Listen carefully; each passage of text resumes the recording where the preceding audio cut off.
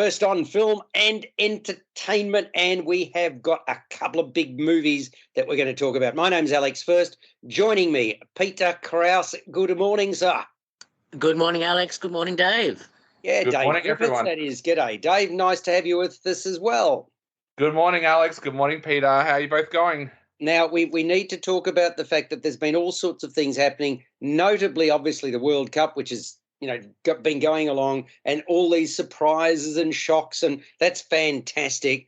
The cricket, I can't say, Dave, has been all that surprising. It's gone down. If you've looked at the last few occasions that we've played the West Indies in Australia, and apart from one year when it was sort of rained out the first match, we've always scored around the 500 to 600 mark in the first innings. Now, the difficulty here is that not enough people turn up to Test cricket anymore, and yet it's the form of the game that I love more than any other. What about you?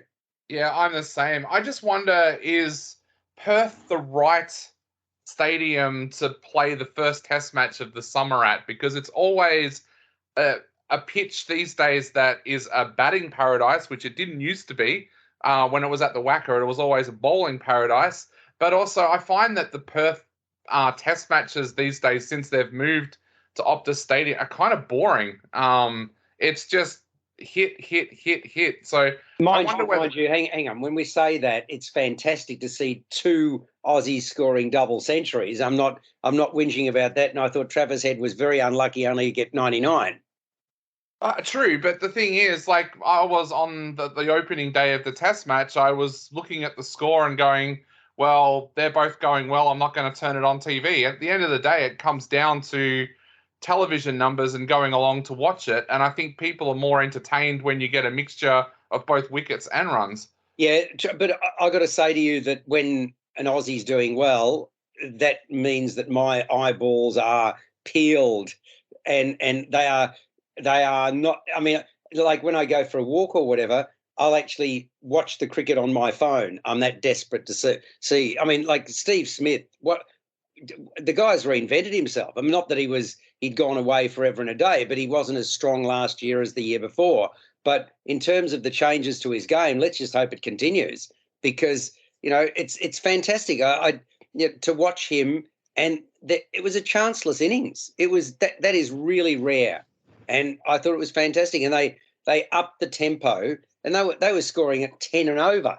So it was kind of like a one-day affair or a 2020 game. Yeah, so I must admit I found it pretty exciting. The other aspect of sport that I wanted to talk about, it's interesting how every club thinks they're going great guns at this time of the year, every AFL club, right? You've had the draft, you've had the rookie, the B grade rookies and whatever, all picked.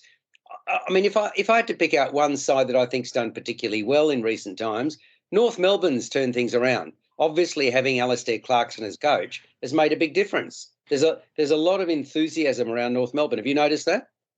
I have, but I still have severe issues with their list. I think they're still going to be a cellar dweller next season. I have some really bad feelings about their list, that it's almost a Gold Coast list at the moment, where there's a few players in there that were borderline at their other teams. I don't think they've recruited as well as what they should have. They needed to go after some big guns, especially after delisting Jared Pollock and freeing up nearly $1 million worth of salary cap. It's going to be a hell of a test for Alistair Clarkson, isn't it? Because you're right. If you look at their last couple of years, there haven't been that many changes. There have obviously been changes behind the scenes, but it'll be fascinating. In terms of the success story, though, in terms of drafting and what the pre-season, Geelong would have to, again, what they've done is just amazing. Even though the actual draft, they only picked up sort of one key player, I thought they did a really, really good job. And you guys, what's Sydney playing at? You really put the cat amongst the pigeons, and you're just trying to get your own back against GWS, aren't you? Oh, and Adelaide. Adelaide ripped us off for Jordan Dawson, so we made them take a player who was expected to go in the pick 70s in the 20s. So, a little bit of payback, but also the Sydney list manager did actually defend it and say that those players were on his want list. So, yeah, that's true. He did say that. Yeah. No question about that. Tell me, in terms of the round ball game, you heard Graham Arnold's comments about the fact that he's really worried about the future and all of those sorts of things, because obviously there's a great deal of interest now. But do you agree with him that it's a secondary sport in Australia, even though at this time of every 4 years we get very, very excited? Yeah, look, I think the biggest issue for soccer in Australia is we still have a very, very weak A-League, and that is shown by the fact that all of our top players go overseas to play. And the fact that we're bringing in players now to the A-League that they say are stars, well, they're washed up stars from overseas competitions, guys that can't get games over there anymore because they're too old. I think we really need to invest money in the A-League and keep those players at home as long as we can in order to get people interested in soccer and interested in the Socceroos.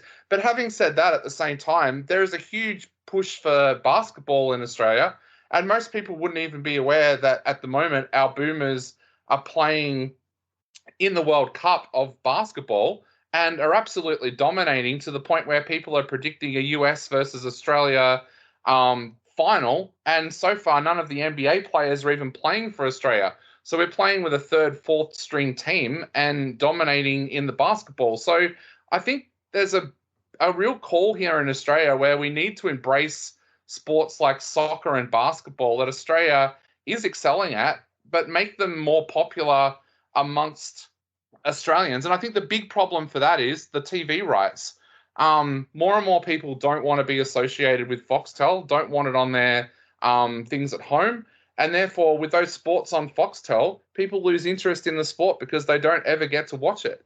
But when you think about it, golf as well, even though we've got, a couple of weeks we had the PGA, we had the Open, and that's fine. But ultimately, that doesn't have the level of interest that it used to have. Once again, we can't attract the really big overseas names. I know that you now got Cameron Smith down here, and I think that's fantastic. But notwithstanding that, you've got the same issue there. And with soccer, I mean, if you can earn a fortune overseas, why would you stay in Australia? I mean, what's the incentive? That's what I mean. You need to invest more money in that. And it's something that we're seeing now with AFL and Gridiron. Essendon have lost the two Fletcher boys to go and play Gridiron in America because they can get $1 million a year. Exactly. I would think the same.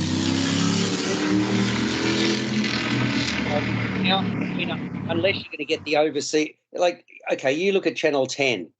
They're a basket case at the moment. This year has been appalling. They cancelled the Christmas party this year. They said there's nothing to celebrate, and they're owned by Paramount, right? So, I mean, how are we going to attract the money to keep these sports people in the country when other countries that have got 300 million people and more can offer them truckloads? I'm not sure that you can ever solve that as a problem. I think Channel 10 lost a lot when they got rid of their sports channel. When they had their sports channel and were showing US sports 24 hours a day, they had so much more ratings coming in. Once they got rid of that and sold those rights off to Foxtel, I think a lot of people lost interest in the station, and which is a shame because Paramount and their American partner actually do show a lot of the American sports overseas. So I think they need to take those rights back off Foxtel, put them on Paramount and Channel 10, and Channel 10 might see a huge turnaround in their ratings.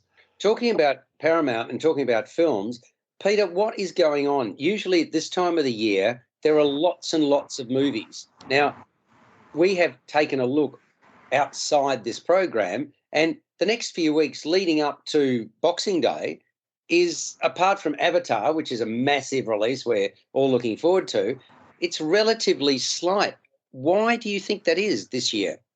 It's still a catch-up from the COVID era. A lot of production and post-production was either postponed or delayed for various reasons. And so there is a backlog of films that will be completed over the next months, but it's just that we're not seeing them as yet. You don't think this is the influx of streaming services basically dominating the market now, and a lot of the frontline actors are voting with their feet, they're getting paid handsomely to do that, and it's not necessarily cinema releases that they're being paid to do? I think that's true, that the streaming services are certainly having a greater share of market dominance in terms of cinema releases or film releases that are going straight to streaming. However, the cinema industry is definitely not dead yet, and I think there will be more films being produced and available in cinemas, because cinema is still the best place to see a film. And certainly now, only for the big experience. I mean, obviously you can have a big screen at home, but it's not the same as. I mean, I always champion IMAX because I think that's the best experience that you can possibly get, where you're sort of absorbed by the whole thing. Are people more reluctant, though, again, to go out because they're used to sort of sitting at home during COVID and sitting in front of the box and not having to and again, travelling around Melbourne, Peter, you and I have chatted about this many times.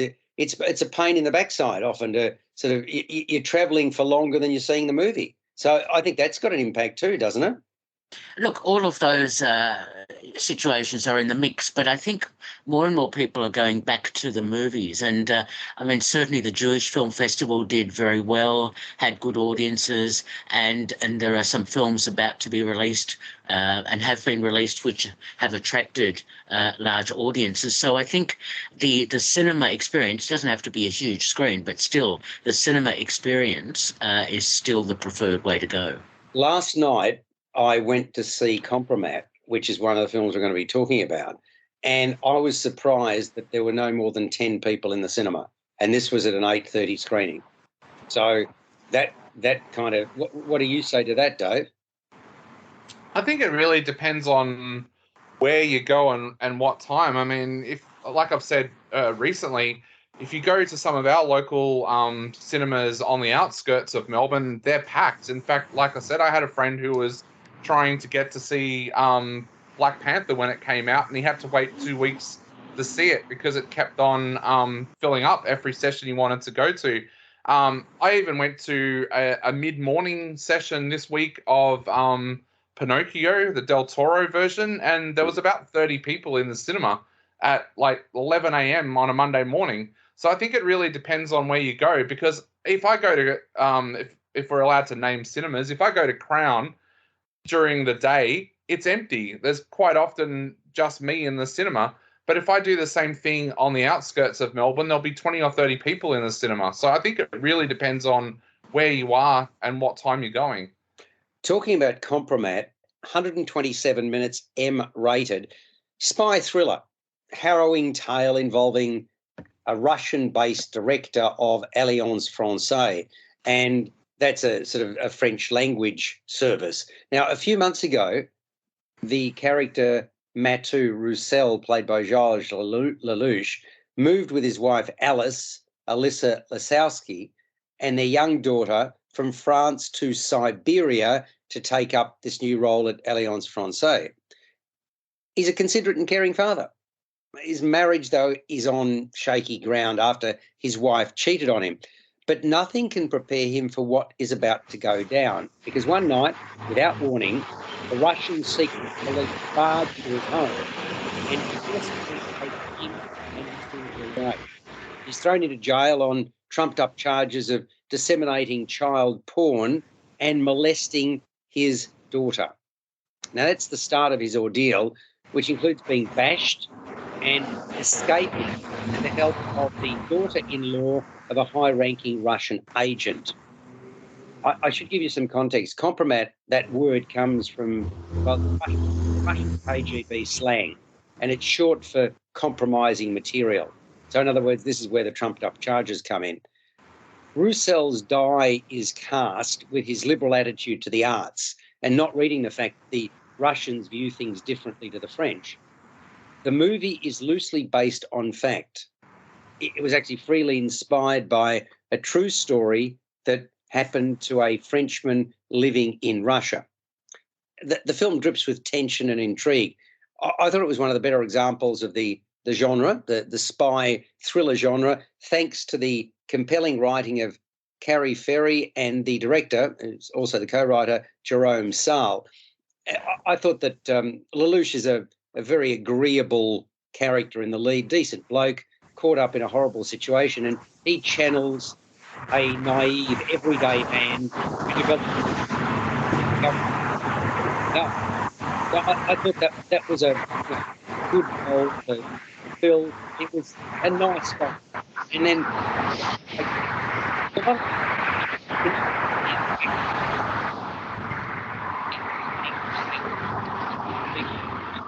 can you hear that better? Yes, you're breaking up a little bit, but yeah, no, I just heard you. It is a very efficient and well-made thriller, based, as you say, partly on a true story. It shows you the Kafkaesque world of people who are caught up with the Russian Secret Service, and how accusations can be made.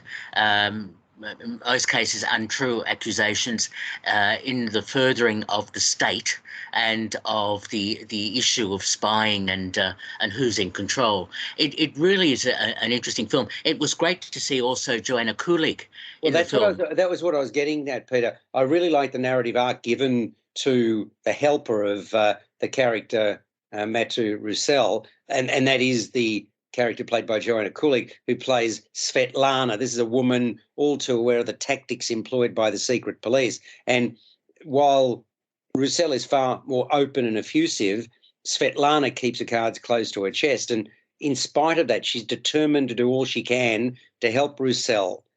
And in so doing, she risks her own safety more than once.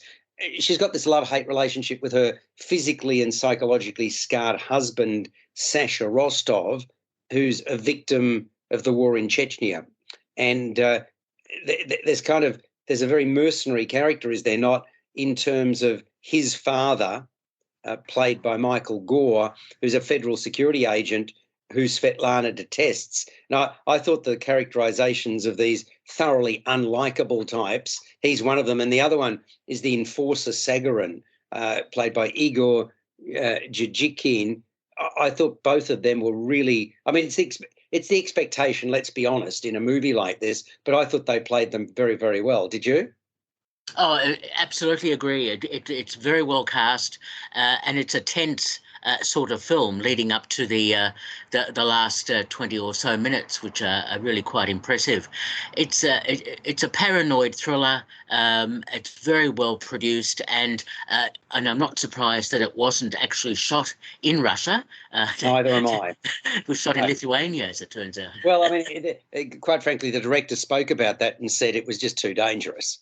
Yes. And I mean, obviously, you're making a movie that's condemning the Russians to shoot it in Russia. If they get wind of it, I'm not sure that that's the smartest thing to do. So having said that, it really does capture that sort of jackboot mentality and you know, the continuing push to bring down the central character, Roussel. One of the things I found is that even though it pushed past the 2-hour barrier, I thought the time passed quickly, Peter. I agree. It was so well constructed that I didn't notice the time at all. And I suppose what the film also reflects is the idea that if you're caught up in a totalitarian state, that there is really no escape, or most likely no escape. It's you're hiding for nothing in terms of trying to prove your innocence with a situation where control is out of your control. It's fascinating also if you think about it in the context of, you know, when Australians go and travel overseas and then they get caught up in invidious circumstances abroad, and this happens unfortunately all too regularly, and then we call upon the embassy, or they call upon the embassy, and all sorts of groups are set up online and whatever, and the response most of the time seems to be that diplomatically behind the scenes we're doing what we can. But all too often it is, well, you're governed by the laws of another country the moment you step offshore.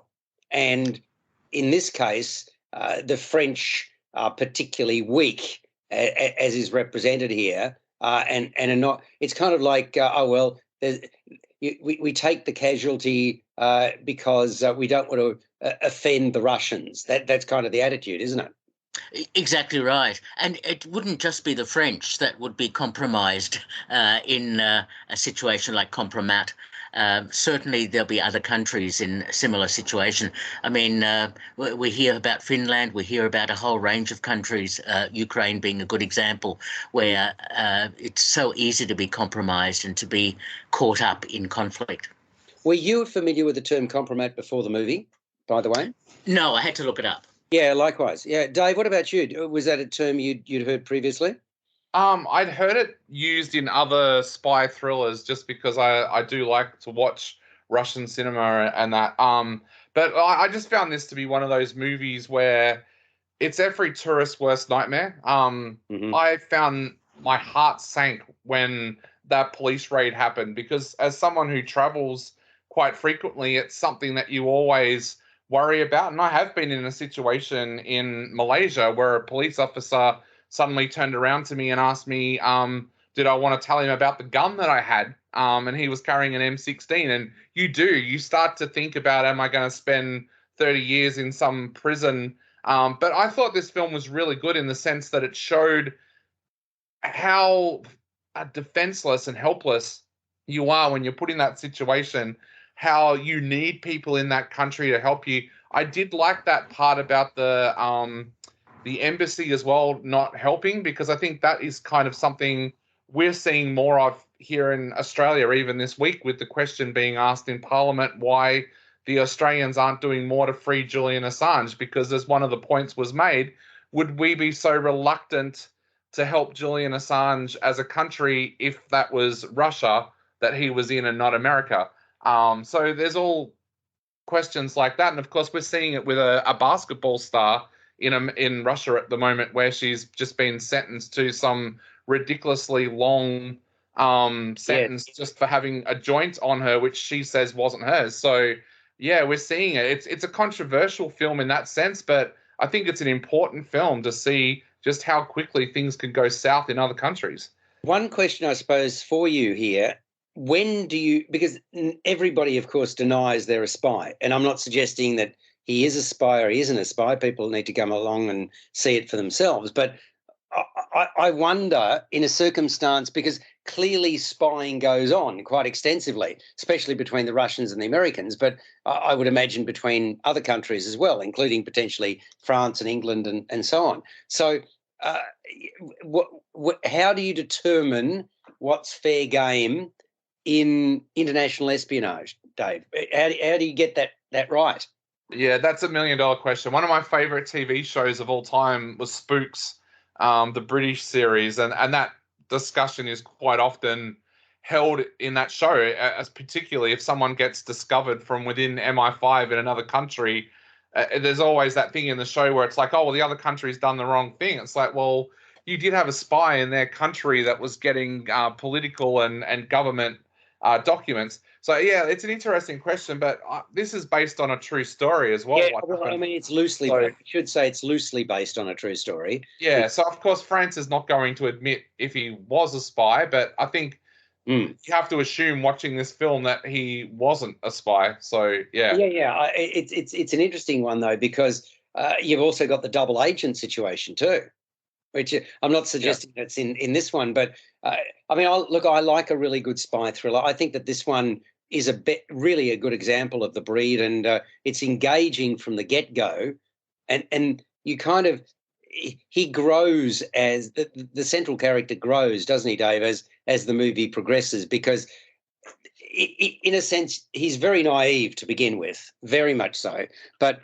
he has to really grow just to try and survive, because otherwise you're going to be swallowed up in a system where beatings and compromise and any excuses can be made up, and you don't need to have an excuse. And this is why you think about what goes on, especially I suppose as it's reported here in Russia and also China, or maybe China and Russia, and suddenly people disappear.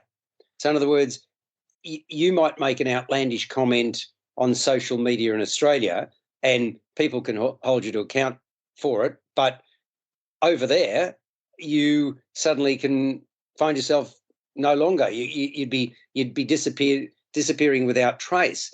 And it's rather, to me, it's extraordinary that here we are in 2022, and the levels of sophistication in terms of getting rid of people are stronger than they've ever been. I mean, we're no longer in the Cold War, but we're more advanced in terms of the methods that people use to either rightly or wrongly expose somebody. And I suppose all of those issues were coming into my mind when I was sitting there watching Kompromat. So it's obviously doing its job. It's a movie I hope a lot of people will see, to be honest. I'm not sure. I know some people are going to resist it simply because you have to read it, but I hope that doesn't prevent from going along and attending a Kompromat. What are you going to give it out of 10, Dave? Look, I'm going to give this one 8 out of 10. I did really like it. And I was just going to say, one of the things I found I really liked about this film, and I think it's something that Hollywood would have changed, is with the casting of Matai, he is a guy that you can relate to. He's an everyday guy. This is not Tom Cruise or Matt Damon trying to outrun Russian police. This is a guy that's just like you and I in that situation. And I think that makes this film even more powerful. I agree, the everyday man. But, once again, the everyday man who grows from the experience because he has to, otherwise he'd be a goner. What do you think, Peter? Yeah, I really liked it. I was reminded of Navalny, the documentary about the Russian who was poisoned and etc. I mean, it's really well shot, Kompromat. The drab exteriors and interiors are really well lit, so the look of the film gives you that tension to begin with. Yes, I liked it. Very good film, 7 out of 10. And I'm giving it 7.5 to 8. So we're in similar territory. A movie that we were going to talk about this week, and we will now, which opened a week or so back, She Said, which is 2 hours, 9 minutes, 129, M-rated as well. The dramatic downfall of Hollywood heavyweight producer Harvey Weinstein is what this is all about, captured through the tireless efforts of a couple of New York Times investigative reporters. And we're talking about Jodie Cantor, played by Zoe Kazan, and Megan Twohey, Carey Mulligan. While focusing primarily on their endeavours to reach out to those who were in Weinstein's orbit, the film also plots the personal lives of those two journos, Jodie Cantor and Megan Twohey. Quickly clear what a low-life sexual predator Weinstein has been for decades. I mean, that's established early on. But payoffs, non-disclosure agreements, and entrenched fear mean that for a considerable period, no one that the reporters speak with is willing to put their name to the atrocities that Weinstein committed. Supported by their executive, the two journos, Cantor and Twohey, continue their endeavours regardless. They talk to women who are traumatised and shamed by their experiences, by Weinstein's vile actions, by his seemingly insatiable thirst for power and control. Among them are noted actors and those behind the scenes looking to build a career in the film industry. Some kept the truth from their nearest and dearest. And I remember thinking at the time that this shocking story broke, for real, not as a movie, how could Weinstein have gotten away with what he was doing for so long? Because clearly people had to support it for that to continue, because there were people who were privy to it. And those reflections really did come flooding back while watching She Said, which opens in Ireland in 1992, moves to New York City in 2016. So it spans those two timeframes. The movie reminded me of the journalistic expose Spotlight that came out in 2015, and many years before that, All the President's Men, which made such a big splash in the mid-70s, 76. The screenplay is by Rebecca Lenkowitz, who did the great movie, the black and white film Ida, among others, and it's based on a book that was written by the two actors, by the two journos, Cantor and Twohey, and the direction is from Maria Schrader. I thought I was really surprised, not surprised, I was impressed by Zoe Kazan. Quite a revelation as the empathetic Cantor, and Mulligan's always excellent, really assured as Twohey. But if anything, Kazan is the lead actor here.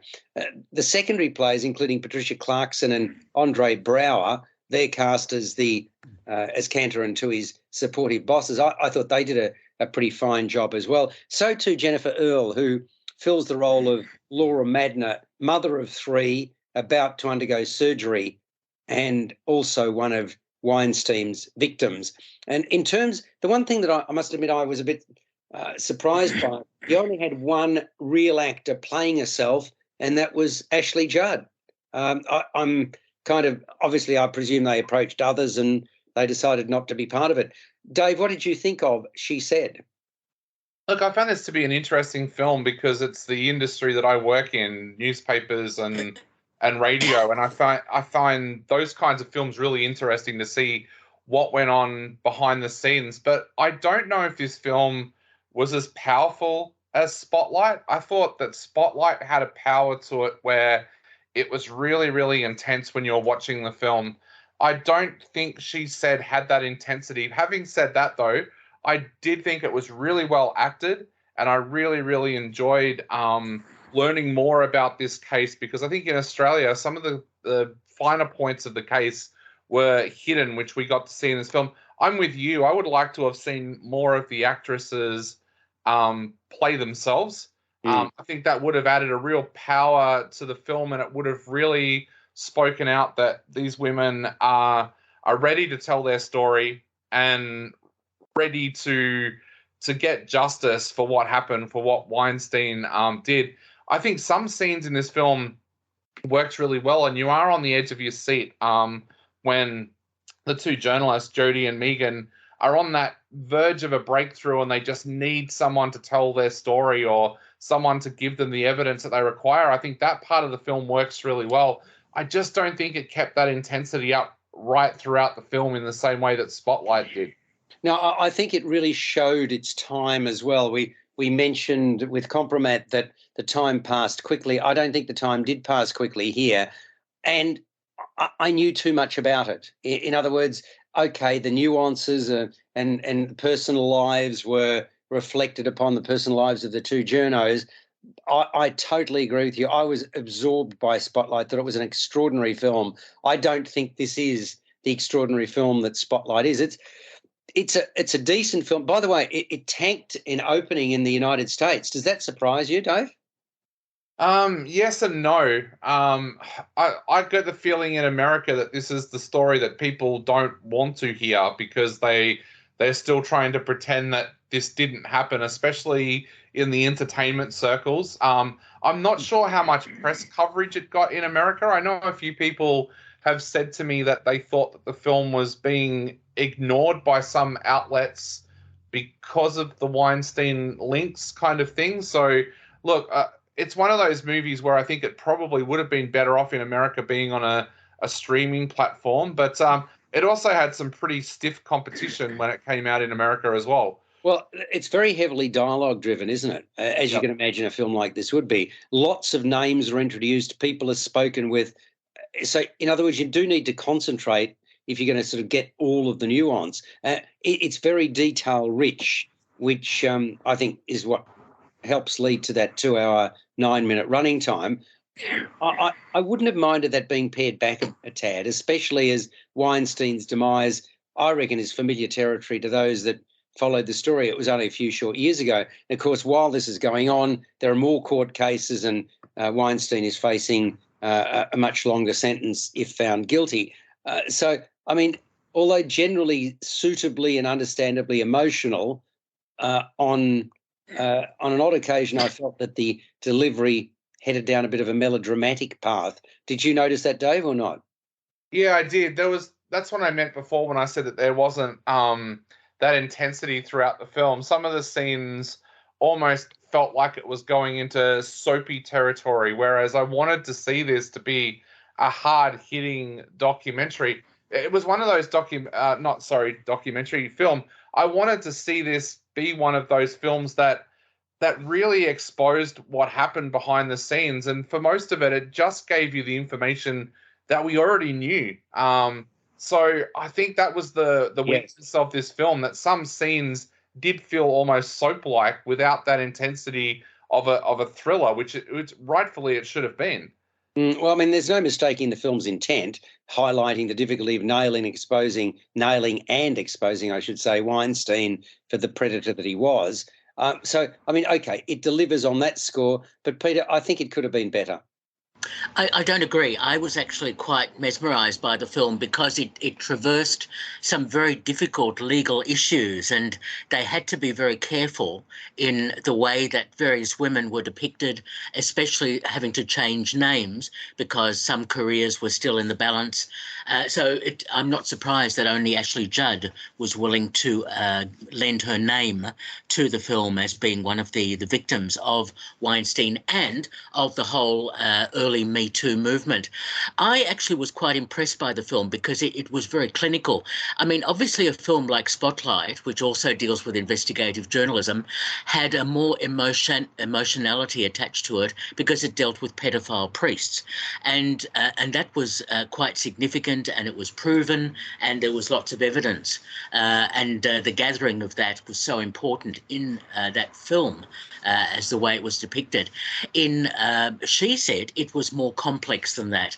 And the two investigative journalists had to spend a fair bit of time cajoling, talking to various women. Would they be willing to go public? Would they be willing to reveal something that could be detrimental to their own careers? So I found it actually quite riveting because it documented something that had to be documented, even though it was in the middle of a legal minefield. And Maria Schrader, who directed the film, has directed this. She's a German filmmaker who's now crossed over to Hollywood.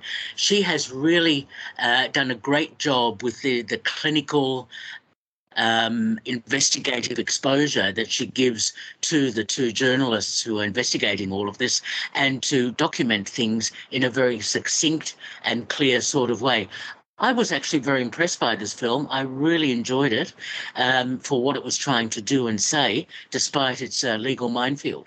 Yeah, look, I don't agree with you. I really think that they took it was a bit too dry at times, I found. Now, I mean, because it's kind of like the nuts and bolts work that you need to do as a journo. And I mean, you need to make a lot of phone calls to get somebody who's prepared to go onto the record and so on. Now, that's fine, but I mean, and we saw that, but after a while, I just found that it laboured in that sort of domain. And there've been a number of movies, we've already referenced a couple of them, but there've been a number of other movies as well that deal with journalism that I think makes it more exciting than what She Said did. I don't think it's a bad film, but I suppose I expected more of it than what I received. So I'm going to give it a 7 out of 10. What about you, Dave? I'm giving it 6 out of 10. I thought there could have been a lot more done with the screenplay to have made this film more intriguing. And there's even elements that I know about the case that aren't revealed in this film either, which I found kind of surprising. Oh, really? Is there something you want to share there? Not really, Okay, for legal reasons, but yeah, just things that people I know who have worked on the inside have revealed that have been mentioned in the court case, but yeah, weren't mentioned in this film. No, fair enough. And Peter, so you're going to be the high mark here. Yes, I was quite impressed by the film. It documents a very important part of the early stages of the Me Too movement. 8 out of 10 from me. Wow. Okay. I'm high score. I just wanted to briefly touch on this. I know this has been out for a few weeks, but one that really, again, disappointed me. And I usually like this kind of fare, but I can't say that I was particularly enamored with this. Strange World, the Disney film. Have both of you seen that or not? Yes. Yeah, okay. Well, I mean, it hardly sets the world on fire. It's basically, in very short form, it's about a family of adventurers, three generations. They're called the Clades, Clades, and they live in a close-knit community. And if you like, the father is the one who's the grand adventurer. When I say close-knit community, it's surrounded by mountains, but nobody knows what's the other side of the mountain. This and the father sort of is very gung ho about going and exploring and finding new opportunities for this close-knit community. But his son ends up discovering a rather important natural resource that glows, and he becomes a farmer rather than an adventurer. And his father, who continues on his adventures, is lost to him and to the rest of the community. and we sort of move ahead 25 years. So initially, when father and son go out on this fact-finding mission, the father leaves the son behind. The son discovers this glowing substance which helps the community to continue down the route that they're on. And I mean, it's a relatively straightforward arc. And then you've got the son of you've got then the grandfather, the father, and then you've got the son who himself is a teenager, and it's about the differences and the sameness between them and what brings them all together. Now, it's got very much an environmental message, and by the way, it's got an inventive twist, which is great. But I mean, whilst I understand and I applaud the film's environmental proclivities, I just thought the film had a number of flat patches, and notwithstanding the surprise that I referenced, which was that inventive twist, I wasn't sold on the ending either, and I just thought it was strangely bland for a Disney movie. Notwithstanding all the supposed action that's taking place. I mean, they try to build it up, but I just didn't particularly warm to it. Did you, Peter, or not? I actually really liked it. It's an original Disney animation. The second time you're wrong today. It's good. Thank you, Alex. It's an attempt by Disney to do something different, something original, to look at generations of men in families that have expectations attached to them, and, of course, the environmental theme that you mentioned. I think it actually is quite clever in many respects and has a very good storyline. How's it clever? Clever because of the inventive way it deals with the story, with the exploration, with the grandfather, father, son sort of relationship, which... So you're not talking clever because of the twist, which I think is clever, but other than that, I thought it was pretty straightforward. No, the whole thing was quite clever because it is not a standard Disney animation, and I think that's why it's been criticised in the US and hasn't done well, because it doesn't fit a template that some people seem to think a Disney animation should be. So I really liked it. I think it was quite interesting you say different film. It's interesting you say that to me, because I don't think it's got anything to do with the fact that it doesn't fit the template. I think it's got to do with the fact that it's boring. We'll agree to disagree. What about you, Dave? Because I mean, we'll have to discuss the elephant in the room in a moment, which is the showcasing of a gay relationship in a rather than make. I mean, the people who are going to be seeing this movie are youngsters who may not have even been talked about by their parents, may not have even spoken with them about their sexuality, and this pushes it a bit, doesn't it? Yeah, look, I didn't mind that. My only criticism of that part of the film was that I thought the grandfather's reaction to finding out that his grandson was gay did not fit with the character. The character was so macho, and with the way he treated his own son, I didn't think that reaction was natural to how he would have reacted. The only thing I could imagine, and Disney probably didn't set this up very well in the screenplay, the only way I think the grandfather would have reacted that way would have been if being gay is common in that world that they've set up. That's the only thing I can think of that they didn't explain. But what about the whole concept that you're going to get kids that are 7 and 8 and 9 years of age who haven't even been spoken about in terms of their sexuality? Is that something that we should be, should we be hitting people over the head with this, or should it be a bit more subtle? I don't think they're hitting anyone over the head with it, in the sense that you've just got a gay character there. Like it's not something. I think it's fantastic. Don't get me wrong. I think it's great that we're introducing greater diversity, that there's gay characters. I think that's absolutely fine. I just don't know whether the way they did this. What did you think, Peter, of that subject matter? In terms of the way it was I thought it was fine. I think we've seen a few other animations from Disney and a few others elsewhere that have been diverse and have also dealt with subtly gay characters. Yes. I'm all for diversity. I'm talking about at an appropriate age. Well, There this is is not a film for very young children. It is rated PG, and it is for somewhat older children that will be able to understand the complex issues that are developed in the narrative and the storyline. So I did not mind that at all.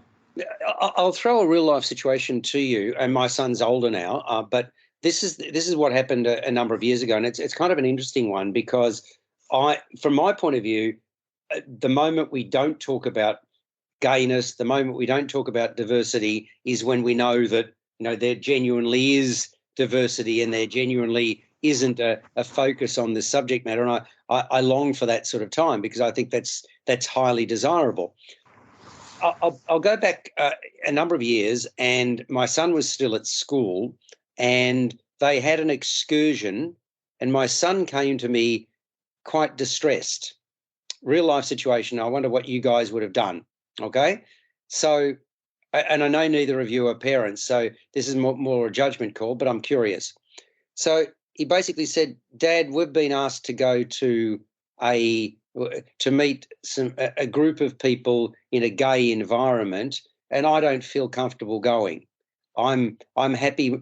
He wasn't 7 or 8 or 9. He was probably about 14 or 15, and he did not want to go. And I was, placed into a rather awkward position because this was a school excursion.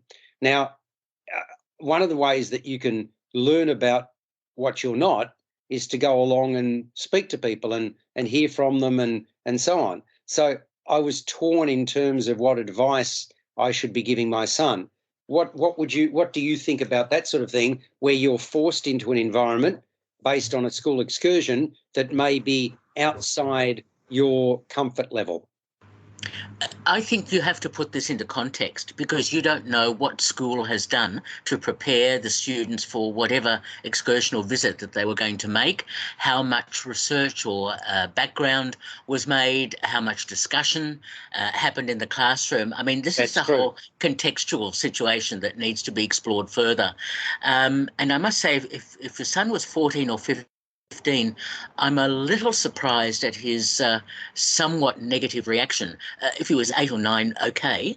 14 or 15, surely he's experienced a bit of the world by now. Oh, yep, I don't disagree with that. Interesting. What about you, Dave? Oh, look, I think I agree with Peter. It's one of those situations where you need to sit down and talk about it. I mean, we saw cases at our high school when we were doing Australians at War, where some of the students didn't want to go to different museums around Melbourne because it was going to bring back memories that their grandparents and their parents went through. So I think it's one of those times when in a situation like that, I feel that they should not have to go. Yeah, exactly. And that's what I mean. You should never make a child feel uncomfortable. But I think also at the same time, it's important for children and to learn as well. And sometimes that does mean going outside your comfort zone. What did you think of Strange World as a movie, Dave? Look, my biggest issue with this film was that it was very similar to Planet 51 and also Journey to the Center of the Earth. I found that it borrowed heavily from both of those films. I did like the twist in the film, but I thought the real weakness with this film was it was one of those films where I felt like for a majority of the plot line, I'd seen it all before. I guessed where the film was going to end up. I didn't pick the big twist, I'll admit that, but I did pick most of the way through what was going to happen next just because we've seen it so often. So I think it's an important film for Disney to have made, but at the same time, it deserved better because it was such a bland plot that we've seen before. Yeah, I would agree with that. What about the ending? I just didn't do it for me. I mean, it was all about technology, and then it wasn't about technology kind of thing, and then they had to find another way and whatever. I just didn't. I thought that was a bit unusual. Yeah, it did feel like there was a little bit of preaching there by the screenwriter director, basically saying that perhaps as a world we need to go back to more simpler times. Which, yeah, that you can do that, but I think you need to be careful to make sure that you do it in such a way that it works. But I think the really telling sign with this film was we all saw it in an environment where there was kids, and kids lost interest in this film very, very early on. They were running around, throwing popcorn. Yes. That's, as someone who's not a parent, that's one of my telling signs. When I see a kids film with kids around, is does it hold the interest of the kids? And this film certainly did not. Score out of 10, Dave? I'm giving it 4 out of 10. Yeah, so it's a fail. I'm giving it a 5, which is a bare pass. Peter, the generous one? Yes, the generous one. There's much to admire in Strange World. I liked it. It's not for very young kids, I agree, and it's 7 out of 10 from me. Oh, my God. I think you've said it all. There's much to admire in A Strange World. I think there's much to admire in Peter's world. Is that what we're saying, Peter? We'll have to explore it further. Yes, exactly. No, it's yes. I found it rather fascinating, the last couple of movies in terms of your views. And that's the reason we have you on, because you are obtuse.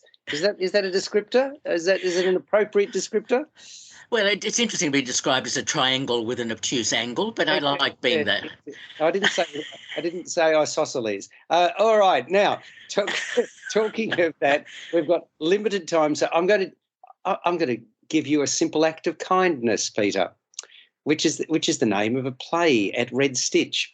Now, Sophia, played by Lou Wall, has been desperate to get into the property market for some time. And so it is that yet again she puts the hard word on her father, Tony, played by Joe Petrucci, trying to guilt him into going 50-50 with her on an apartment that she's found. He's actually far from impressed. It's small, doesn't have a view, is out of the way. But Tony and his wife, who is Julie, that's Sophia's mother, played by Sarah Sutherland, they live in Stonington, right? So that's sort of Malvern area. And this place is in Laverton, so it's across the bridge. And the pitch to Tony is going badly when Sophia drops a bombshell. She tells her dad that she's engaged to a man who is basically on the same page as her, a guy called Greg, played by Kisraw Jones Shukur. Collectively, they've managed to get their hands on $125,000, and all they need now is to convince Tony to pitch in the other half. The truth is, though, that Greg's not actually engaged to Sophia.